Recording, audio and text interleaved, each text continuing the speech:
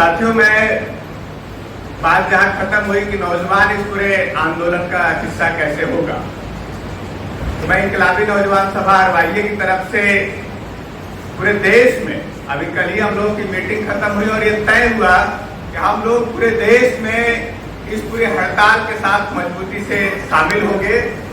और आज जो हालात, आज कोई मजदूर और नौजवान की स्थिति अलग अलग नहीं है, बल्कि जितने मजदूर है 80% मजदूर नौजवान है और वो आउटसोर्स में है, ठेका में है, संविदा में है।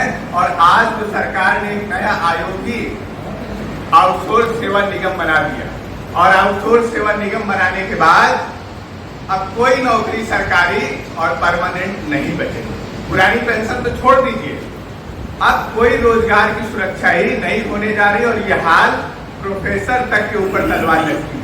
और मैं आज जब बात कर रहा हूं कि प्राइमरी एजुकेशन से लेके आईएएस तक लेटरल एंट्री शुरू हो गया है, माने जो सरकार के मनमाने लोग होंगे उनकी ही नियुक्ति होना है। ये तो एक पहलू है। दूसरा पहलू ये है, सीए एनआरसी सिर्फ मुसलमानों के लिए नहीं आया, बिहार के अंदर दिख गया कि कैसे इस देश के आम लोगों को, गरीब लोगों को वोट देने के बहुत बड़ा सवाल है।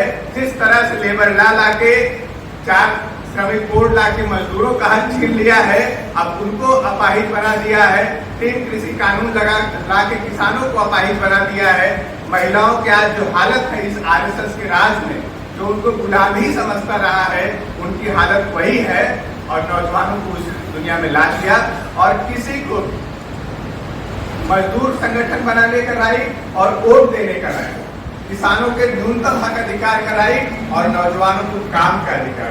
अगर इतना छीन गया तो आरएसएस का जो हिंदू राज का सपना है, इससे कोई अलग नहीं है। वो यही चाहते हैं कि हम दूसरी तरह से गुलामी करें।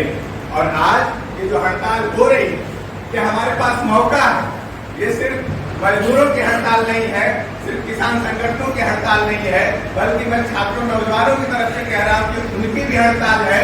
और शिक्षा को पूरी तरह से छोड़ दिया गया है नई शिक्षा नीति में। तो आज प्राइमरी एजुकेशन की बात हो रही थी, 27,000 स्कूल चिन्हित हुए हैं और इन 27,000 स्कूलों में सबसे ज्यादा प्रभावित वंचित तबके के लोग होंगे और उसमें लड़कियां।